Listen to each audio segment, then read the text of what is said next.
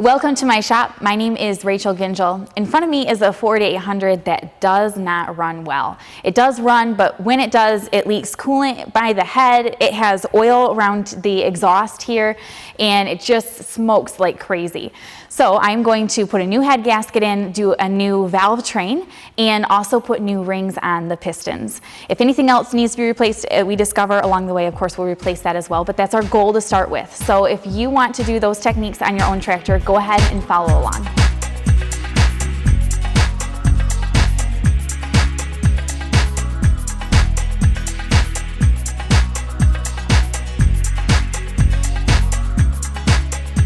My dad is going to help me today, and he is beneath the tractor draining the engine oil right now, and next he will drain the coolant.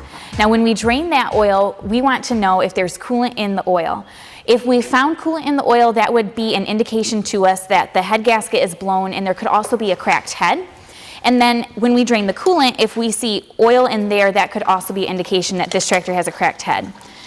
From what I see coming out, it doesn't really give me those indications. However, I still think this tractor has a head gasket problem because when it runs, it leaks coolant between the block and the head. So something is majorly going wrong there. I'm taking off the valve cover here. These are just two little acorn nuts on the top, and then that should be loose. We'll see. If not, I'll use a little rubber hammer to tap that off. Yeah, you want to grab a rubber hammer so I can tap that off? Once I get that off, I will then work on the exhaust. You can see that I already have the hood off of the tractor, and I also have the battery disconnected just to save us a little bit of time. There you go, that loosened it. Perfect. So that exposes our valve train there. Let me see if I can get that off. There we go. I'm just going to set this aside. So this is a 172 motor. These techniques also apply to a 134 motor. Those engines are found in Ford 500, 600, 700, 800, and 900 tractors, as well as early 2000 and 4000 tractors that have the 4-cylinder gas engine on them. I have one more bolt here for my exhaust. You can see that it's all oily there. With that elbow released, I think this exhaust will pull off. I'm going to try to help me a little bit gently tap that off. I got the elbow off. And that'll just rest there. Good.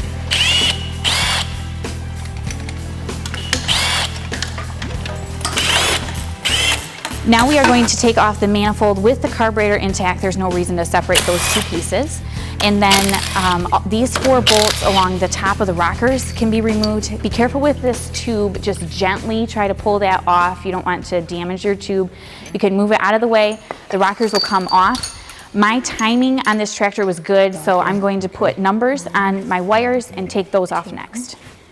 3, 4. I'm going to remove the tube. This is the tube that supplies the oil to the rocker, so it has a little seal grommet on the bottom that you really got to wiggle to get loose and get off. I'm taking off all of the head bolts. I've got most of them loose here, all around the perimeter. When I pulled this one off, can you see how nasty that is? Definitely think there's a problem there. We're looking for something on this engine, and we might just maybe the rest of them look fine. It's just that one that was in the center. It looks bad. We'll look at that when we get the head off. Last thing before you tip this head off and drop them on the floor, there's little rotor caps on the exhaust. Little caps like that. You need to save them caps. They do not come in the new valve train kit. With our thermostat probe removed and the radiator freed up and also my alternator bracket off, we are ready to lift this head off and do some inspection. Oh, I'm caught on the radiator. There we go. Okay, let's just see if we can rest it there and take a look here. There's our blown head gasket right there. It's blown between the 2 cylinders. Wow. Wow. Which is where that bad bolt was, right there. Yep, but the paper tells the story right there. It's blown right between there. Nice picture. Yep. Do you see anything wrong with the valves? And that would have gave us, no, okay. Valves look great. Okay. And what's given us that, the way it would run on this cylinder, didn't run on that cylinder, so there was our whole problem right there. I don't see a cracked piston or a cracked sleeve from this either angle, which is good. No, everything looks good. We just had a blown head gasket. Okay, let's lift this off. There we go.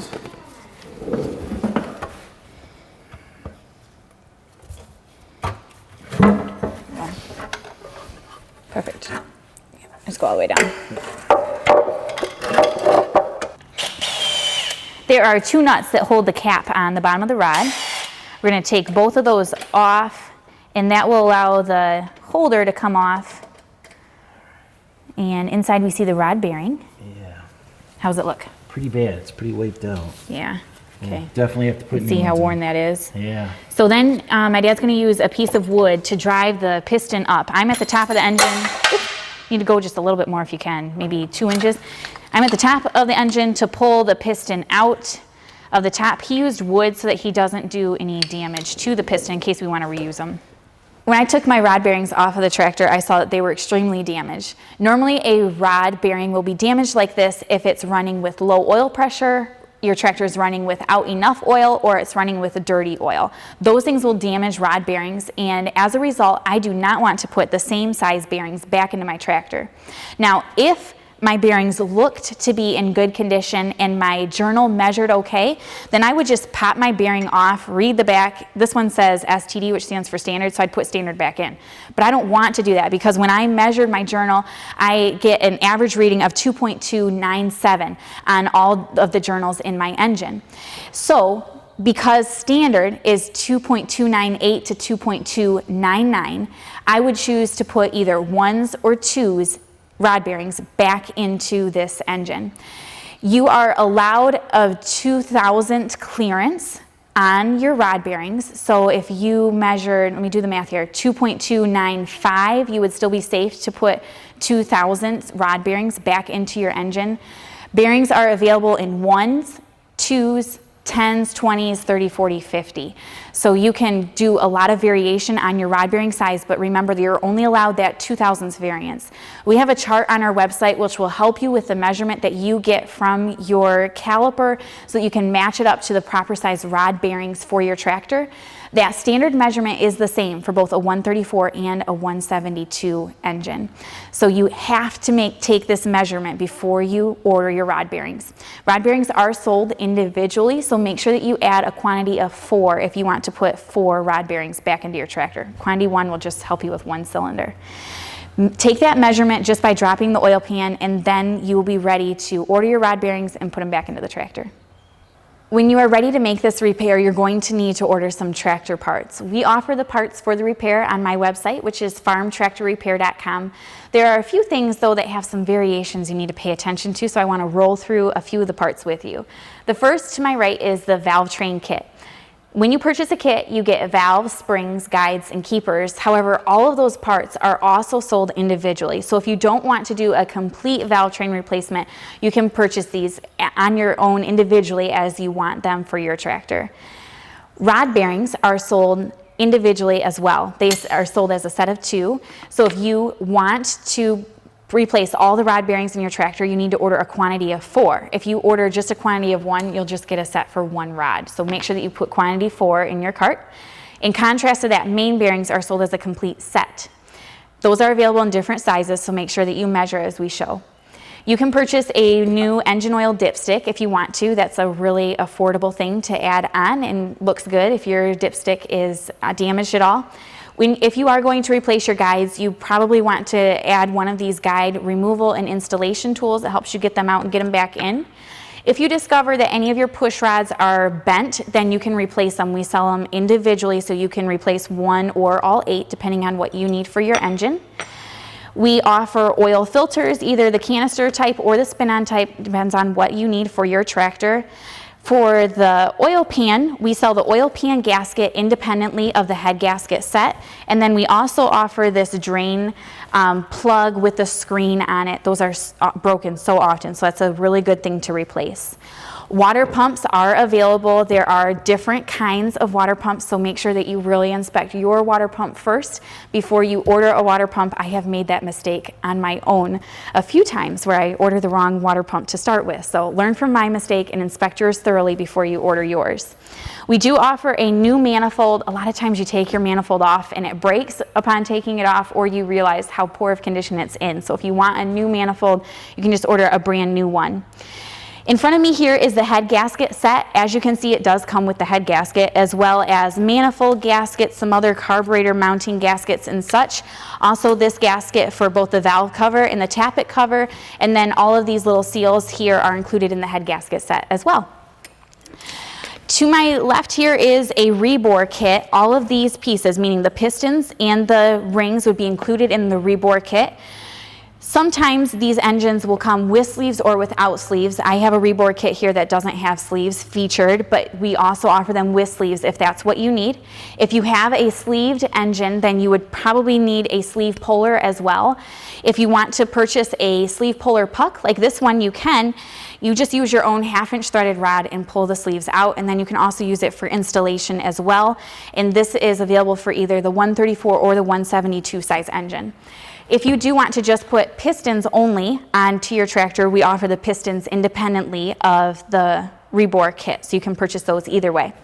We also offer the wrist pin bushings, so if you discover that yours need to be replaced, you can purchase them. They are sold different from a rebore kit. This is its own item, not with any of the other kits.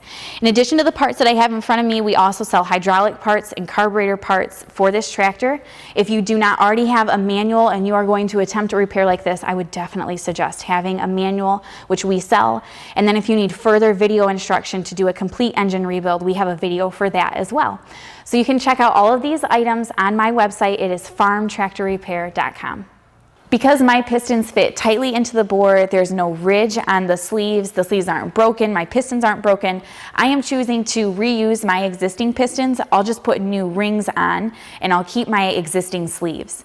If you have an engine that is not worn like mine, then you might want to just refresh the engine and put new pistons on, and this video will be sufficient instruction for that. However, if you find that your engine is more worn when you take it apart and you want to continue on and do a more complete engine rebuild, including main bearings, the rear main seal, and take this engine all the way down to the bare block, we have a video that you can purchase that walks you through those steps that won't be covered here. If you find that you can reuse your pistons, then you will need to measure what type of rings you need to purchase. I can see on the top of my piston that it's stamped .020. That tells me that these are 20 over pistons. That's slightly uncommon. I would imagine that the majority of you won't find 20 over pistons in your tractor. But if you do, we still sell rings for them. And regardless of what size your piston is, you'll still measure your rings the same way that I'm going to show you here so that you can purchase the right rings for your piston. You're going to need a caliper like this one to measure your rings. I have one of my rings already off that goes on that top groove. When I slide my caliper down, I get a measurement of .092, which would be a fractional equivalent of 3/32. I have 2 compression rings on this piston. So when I order my piston set, I would order a set that has 8 3/32 compression rings. And then for my oil ring, I can measure that one right here in the bore. I think I can get a good reading on it. And I get .17, .18, kind of flashes back and forth, but I know that that is the fractional equivalent of a 3/16 oil ring. So even though this is a 3-piece ring set, it's still called one. We consider it one. So my piston ring set would be 4 3/16 oil rings and 8 3/32 compression rings. Some of the pistons that you find in these tractors will have a 4-ring set instead of a 3-ring set. So that's why it's important that you both measure and count up the rings on your piston before you choose the set that you need. Once you have your new pistons, you can do a double check onto the bore. I have one of my brand new piston rings that are 20 over piston rings in the bore here, and I set it just about 1/2 inch down into the bore, and then I use a feeler gauge like this. The book, the original manual, recommends 10 to 20 thousandths gap, and let's measure this. I have a good gap there. This is a feeler gauge that is 15 thousandths. So I know that these piston rings are going to be good for this engine, that it's not too worn out to replace the same size rings that I took off. It is important that you take the time to do your measurements, do your double check in the bore, because these rings really make a difference. If you skip this step and you order the wrong rings or put the wrong size rings on here, then your engine won't run right. So take the time to do this measuring step. It's important for you to also verify the size of your engine. Sometimes engines could be swapped. I've seen a Jubilee that has a 172 engine, and I've seen 800s that have the 134 engine. So if you aren't positive what engine your tractor has, just take a quick measurement of the bore. You can use your caliper again, and you should get a measurement of 3.9 on a 172 engine or a measurement of 3.44 for the 134 engine. If you choose to reuse your pistons, then it will be important to remove the carbon that is behind the rings. Carbon builds up, and if you don't remove the old carbon when you try to put your new rings on, it'll prevent the rings from being able to go in all the way, and your pistons won't go into the bore. This is a carbon scraping tool that I am using here. You can see that once I go around, that is all cleaned up there. I'm going to do that in all 3 compartments for my piston. I'm also going to clean it with a wire brush and make sure that it's ready before we install the new piston rings. If you don't have a carbon scraper like this, I have seen people break a ring and use the ring to scrape it out. Probably doesn't do as good of a job as a tool like this, but that would be an option if you're trying to stay on a budget and don't have a specialized tool like this.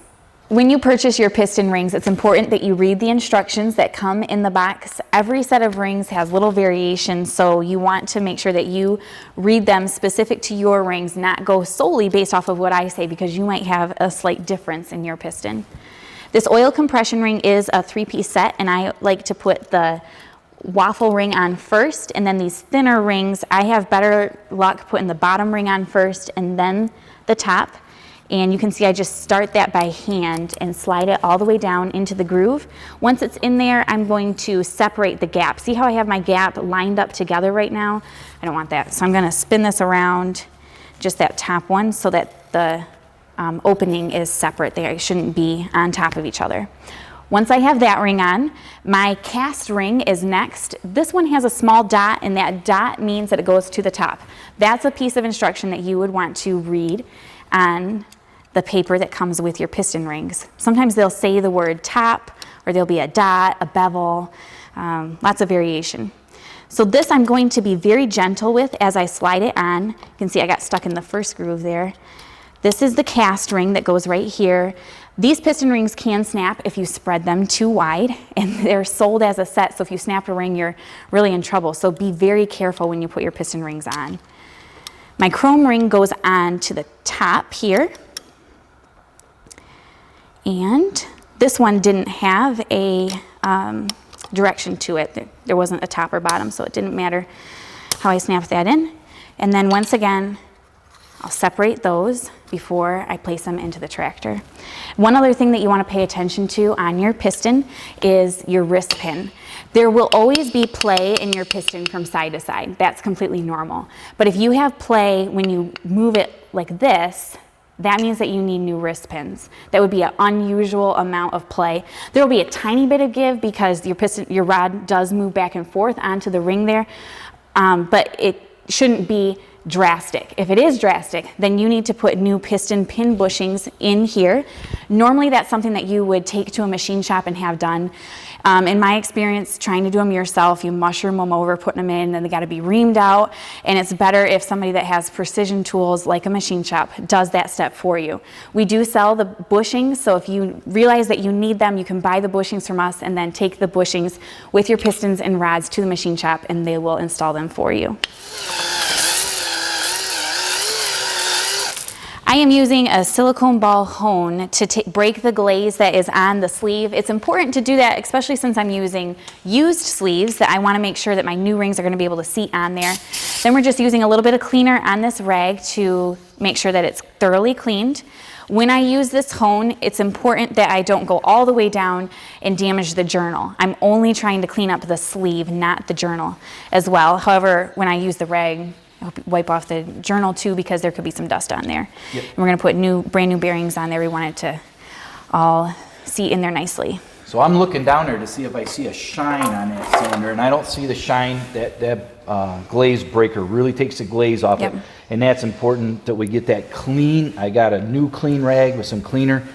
I'm happy, Rachel. We're ready to put the piston in. Okay. So we have our piston here and our new bearings. Notice that there is a small lock tab right there. That's important that you match it up to the tab that is on the rod. We already have the rod bearing on the cap end. So this just snaps in there. Not like that, I got it crooked. Let me try that again. Oops, still crooked. Let me straighten that out a little bit. There we go. Okay, you can see how that's even across there. And then we're putting a little bit of motor oil on there. You can see that there's the hole. That's where we shot the oil into. If you want to use a different lubricant of your choice, go for it. I recommend motor oil, but I know there are a lot of different options and opinions on that matter. And we're going to put a little bit of oil on the rings before we put the compressor on it, just so that they're turned around. We got oil in the grooves, and when this engine starts, it's not dry. We want them to have some lube on it. Again, we're just using motor oil. Like Rachel said, everybody has their own opinion on this, so we just choose to use motor oil. We have for years. Yep. When you drop it in, the direction is important.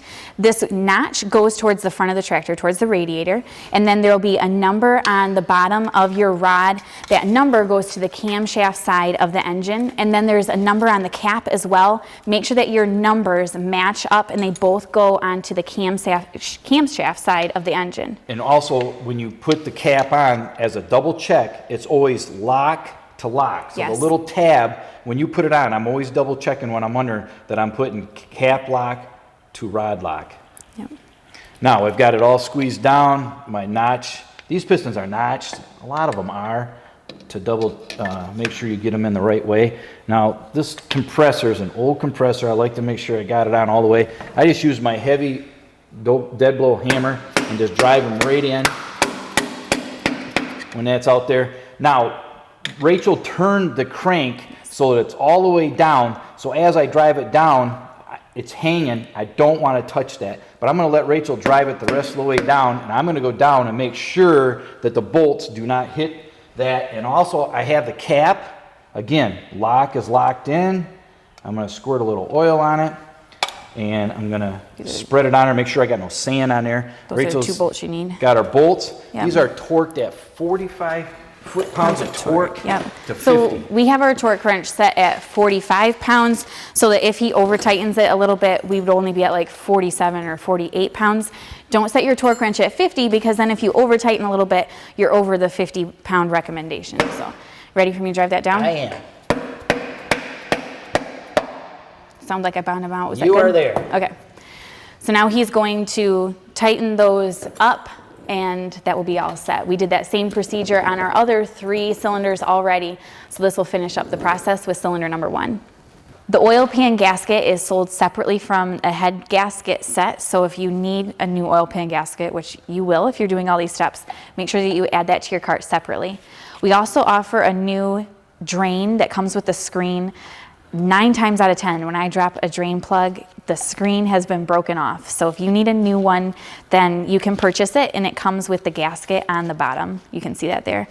So it'll be rested in. Once my dad has this sealer on there, I'll set the oil pan gasket on. We're only going to put sealer on one side, so if the pan ever has to be dropped from this tractor in the future, it'll come off easier for the gasket. So once he has that around there, I'll drop this gasket on and then we'll put it under the tractor and tighten it up.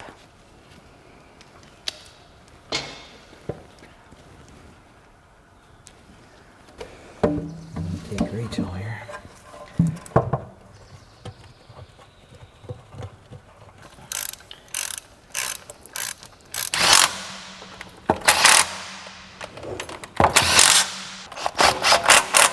One here in the back, I forgot.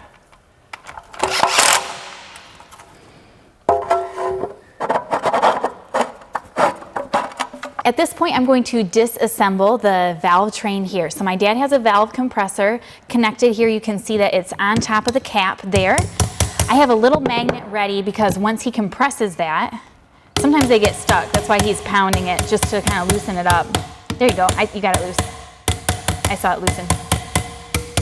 Okay, so one keeper came out on its own there that you saw. I didn't have to reach it with the magnet.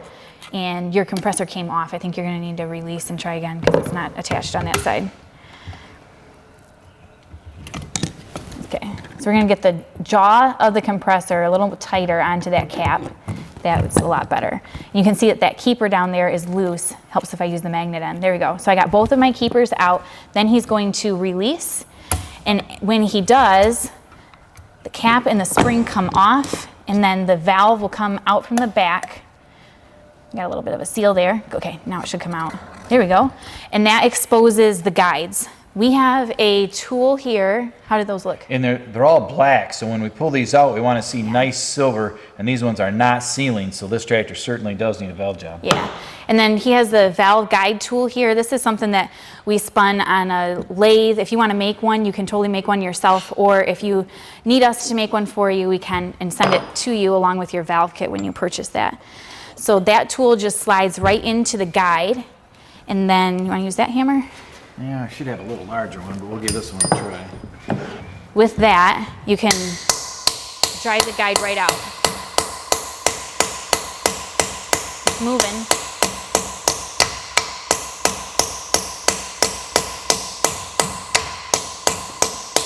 Sometimes people will reuse the guides and not put new guides in, but as these tractors get older, I think it's more important to replace the guides. You gotta be getting close.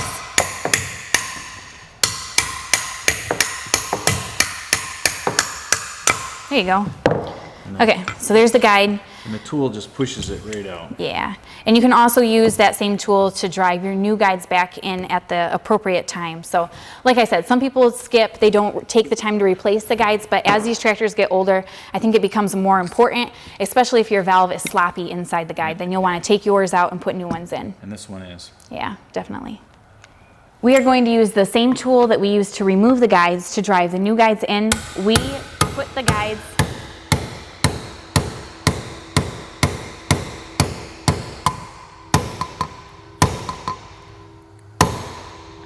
in the freezer so that they drive in a little bit easier than if they were just at room temperature.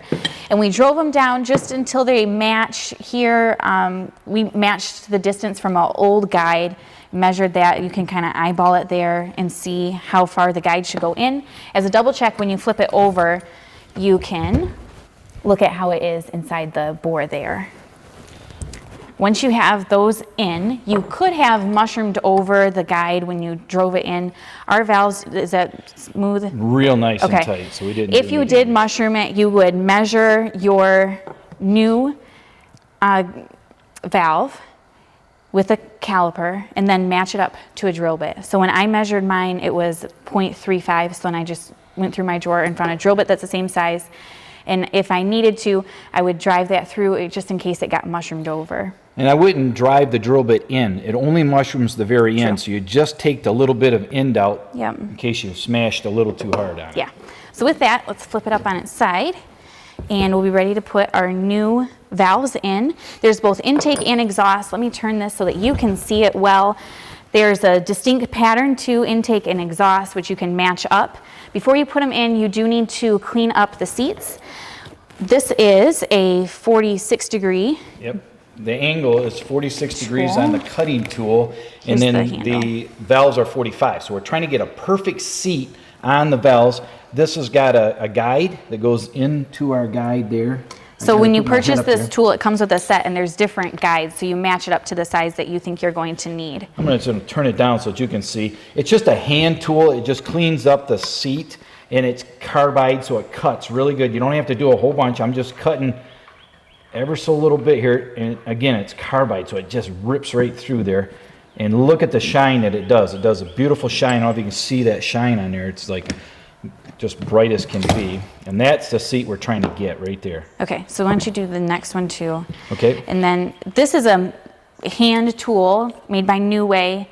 There are many companies that make tools like this. It's called a valve cutting tool. Is that what you think it would be called? Valve seating tool. We also have a more professional grade, which is available, but it's more expensive. We wanted to show this setup so that if you need to purchase this tool and you want to do it yourself, this would be the tool you'd probably want to buy. If you don't want to do this your own, you can take it to a machine shop, and they will do this step for you. I want to make sure that that surface is super clean. So once again, I'm running over it with a wire brush here, just to get it as clean as I can. We want this seat to really seat well. Okay. Now we have a valve, and we're going to take some lapping compound here.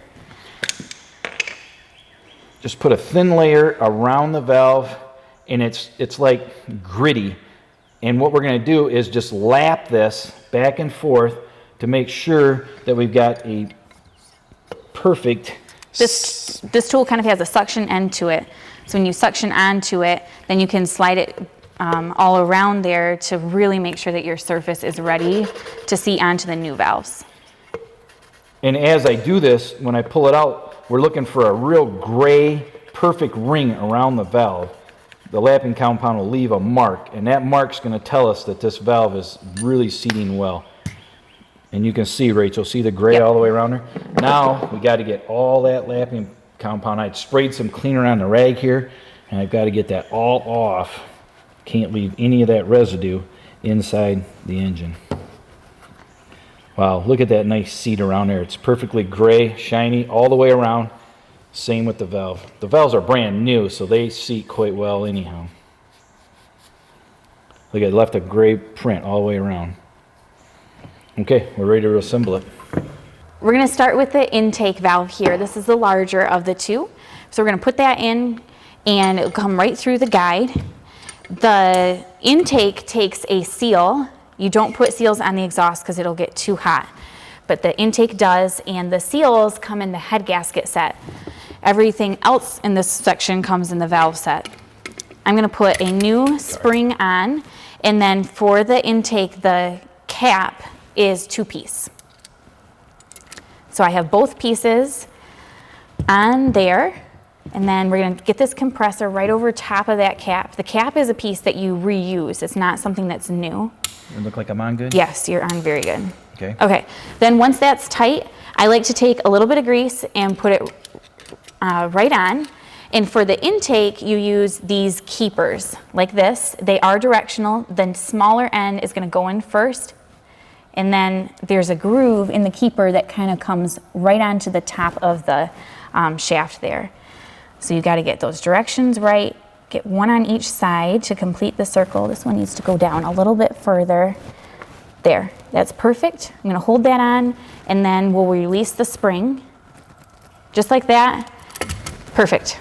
Once it's in, I like to give it a little bit of a tap here just to make sure that it's secure as it should be. Now, we'll follow that same process on an exhaust. So this is the smaller valve. Again, we're putting a new spring on. Notice that there's no seal. The cap is a little bit different on the exhaust. It's just one piece. And then they are held into place with these little half moons instead of the keepers like we saw earlier. So, same process here with the compression. And I'm going to get the grease again. The grease just really helps to hold those keepers on, since they're, you know, you got to make the two half circles. Let me dry off my finger here before I touch these little half moons. Oops. I'm going to slide on there. Got that one crooked, so I'm going to use a screwdriver here.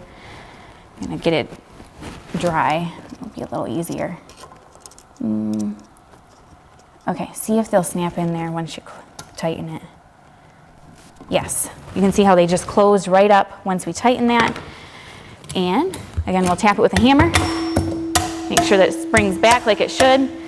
That looks really good. I'm going to dry off that excess grease. And you can see that I already have my other 3 cylinders done. Another reason this tractor could have overheated is the soft plug on the end of the head is leaking. So real quick, before we put the head on the tractor, we're going to change the soft plug. Now the soft plug, there's lots of ways to put these in. I'm just going to get it in with a hammer, and then I have a socket that's the right size. What you can't do is you can't drive it past, because it actually go through into the head cavity, and you'll actually just pound it right through. So the soft plug needs to be flush. So that's the secret here, is not to go too far with the soft plugs. I'm going to take a hammer and remove the old one and work at getting the new one in. See, like that, I just pounded it through, and it goes way deep into there. So I'm going to take the old one out of there, use my square brush to clean up the hole.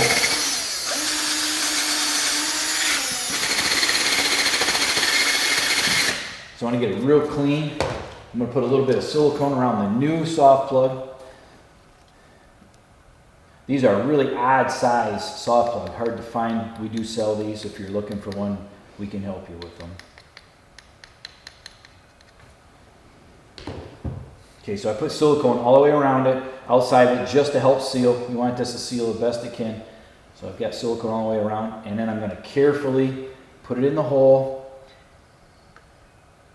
I've got the head on the floor so that it sits flat. I've got a couple ideas here. I have the socket I showed you. I have a large hammer head that fits over the top of it that you can hit it in flat.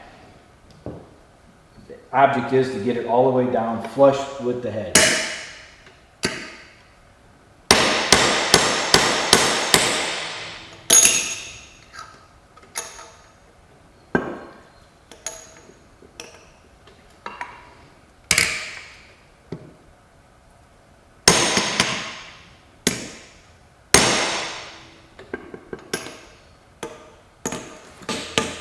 I'm just cupping down the center just a little bit, and I've got it just a little bit below the surface. I don't want to go any further than that. I siliconed around it so it's good and sealed. I'll wipe the silicone off and that'll be done.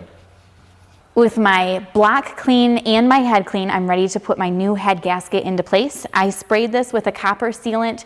This is an old block, and I want to make sure that I get a really good seal on it. If you don't want to use copper coat, then you don't have to, but I would recommend it to you. Normally the head gasket will say this side up, but if it doesn't, the smooth side goes towards the black and then the rolled side will go towards the top.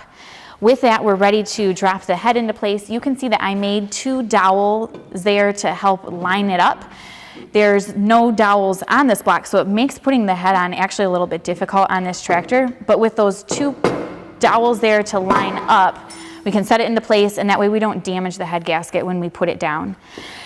I made those just by grinding off the top of a bolt, and then I slit a head into it so that I can use like a screwdriver to get those out, and those will be easy to remove.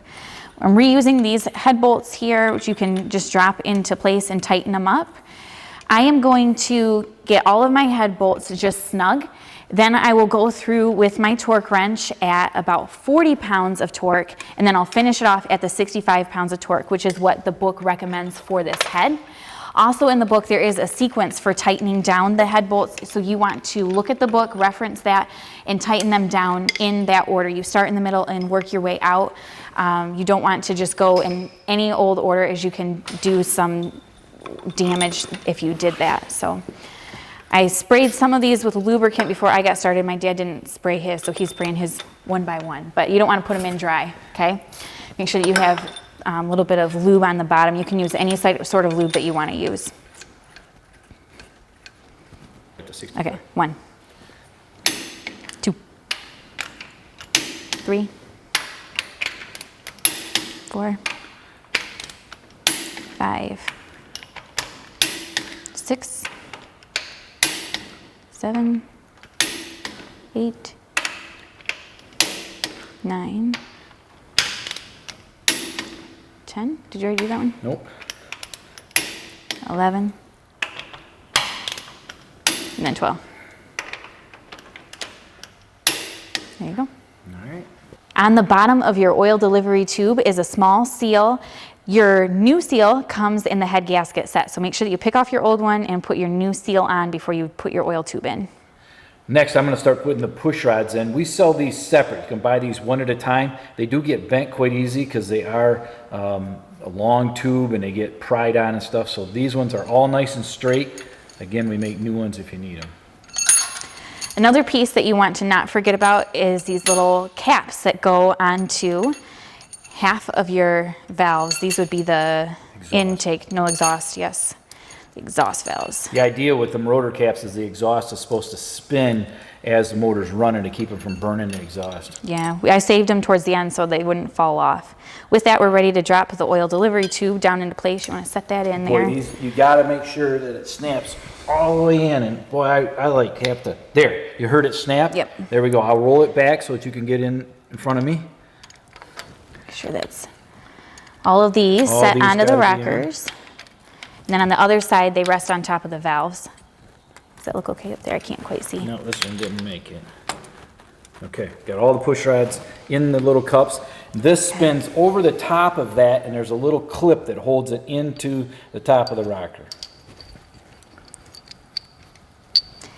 If you need to replace your water pump, now would be a good time. Go ahead and move your water pump, see if there's any play whatsoever. Mine is really snug, so it's not damaged. I'm going to leave it as is, but we do sell a new water pump if you need one. And there are two different water pumps. Right. The Jubilee and the 600 and the 800 share two different styles of pumps. So make sure you look at the style you have compared to what we have on the webpage to get the right one. How you tell is this one here, I can grab it and I can wiggle the fan. There is no movement. If you have a little bit of movement in that bearing, it's time to change it. I torqued these 4 bolts down to 45 foot-pounds of torque. The manual says 45 to 55 for the specification there. Once you have those 4 torqued, your rocker assembly should be set to go there with your oil tube into place. Next, I want to talk about the thermostat. I'm choosing to put a brand new thermostat in my tractor. This is a tractor use thermostat that is 168 degrees. If you use one from a car, it would be higher than that, maybe 180, 185, or even hotter. So you want to make sure that you use one that's specific for tractors. This will fit into the tractor either way, but there's only one way that's correct. The correct way is with the spring into the head. So that's the way that's going to set on there. And then there's a new gasket that does come with your head gasket set that goes right over top. I am putting 1540 oil into my tractor. The manual would suggest an older style oil, like a low ash oil, but this 1540 is the modern equivalent for tractors like this. You can see that I also put my supports on, the front and the back for the gas tank, and then I also put a new oil filter on. Mine has a spin-on oil filter. Yours could have the cartridge. Either way, just go ahead and change that oil filter while you're at it. This does take 5 quarts of oil, so I'll need to start another container. And you can also see that I have my spark plugs and my wires here intact as well. Now we are ready to adjust the valves. That is done at 15 thousandths while the engine is cold. We'll retest it later on when the engine is hot, but for right now we're going to set these to 15 thousandths. You loosen it up here on this end. My dad has a wrench, and then you can see that the screwdriver head is there. So we are on piston number 1 on the compression stroke. You can see that this is loose. We're going to do them 1 cylinder at a time. You get to the compression stroke by rolling the engine over. You can see I have my coil wire removed so that the tractor won't start, and then you can just press the starter button to roll over to a different stroke. I'm going to roll it over just to show everybody how we got there. Okay. That's what we're watching for. That just went down, and then the second one opened up, so now we are past that, and they're both open. So we want them in the open position, and we're going to set them both at 15 thousandths at the same time. Okay. This one is actually just right at 15 thousandths, so you can tighten that one up. Yeah. And I'm trying to hold this in and tighten the jam nut at the same time and then recheck them. Yeah, You okay? that's good. Yep. All right. This one, yeah, it could go a little bit tighter. Yeah, that was too much. Back off a little bit. Okay, I like it there. So this job is a lot easier with 2 people, as you can see. This one was way off, but we changed valves, so that's to be expected. So you're holding it in place with the screwdriver head while you tighten up the nut. Okay, And now if you look, this one here is tight, so we got to roll it around and get this on compression stroke. So here we go. There it is. Yep. They're both ready to go now. Okay, and then you just follow that same process, the 15 thousandths, while this is on the compression stroke. We'll do that same procedure for cylinders 3 and 4. I added coolant to my radiator. I also put my manifold and carburetor on and hooked up the linkages for the choke and throttle. On this side, I put my temperature probe into place, and as you can see, I do have my cover into place here. There are 2 kind of like rubber sealed washers that go underneath the 8-core nuts. Those washers are included in the head gasket kit, as well as the gasket for this cover for the valves. This gasket that goes inside here is a really tight fit. It's a good fit, but you got to work with it to secure it all the way around and then set it into place with your cover onto the top of the engine here. With all of that into place, my next step will be to connect my muffler and then my gas tank, and we'll start it up. The first thing I want to do right now is make sure that I have good oil pressure. I can see my oil pressure gauge climbing up, and it's about 40 psi right now, maybe even 42, which is excellent for this tractor. Then I'm going to idle it down a little bit, and I'm going to let it run right there. Ooh, that might have been a little too much idle. I'm going to hop off and check for any leaks. I want to make sure that I don't have any gas dripping onto the manifold or anything like that. So I'm just looking it over as a first visual inspection. Once I know I'm good, then I'm going to go ahead and put the hood onto the tractor. If I had taken the tappet cover off of my tractor right here, I would have used this gasket and these 3 washer seals. However, I didn't need to take my tappet cover off. These pieces come in your head gasket set, so you have them if you want to use them, but if you repaired your tractor just like mine, you'll have these pieces left over, and I want to tell you why they're left over so that you aren't alarmed by leftover parts at the end. I hope that this tutorial is helpful to you and that it encourages you to get your tractor in good running condition just like this 800 is. Now you notice when I did start this tractor up that it smoked a little bit. That smoke is to be expected. Remember when we reassembled the tractor, we put oil on the rings, and also mine had oil in the manifold. That is what is smoking on this tractor. It's not a smoke that we should be concerned about because it's not excessive. And after I let this tractor run for probably 15 minutes to half an hour, that smoke will go away and it will run perfectly as it should. When you are ready to repair your own tractor, please purchase the parts on my website. My website is farmtractorrepair.com. Your purchase on my site helps to fund future tractor tutorials. I know that you can buy these parts at a lot of different places, but I ask that you make the sale on my site as a way to encourage me to do more tutorials for you. You can subscribe to my channel. There's a subscribe button at the bottom that will give you a notification every time that a new video is released.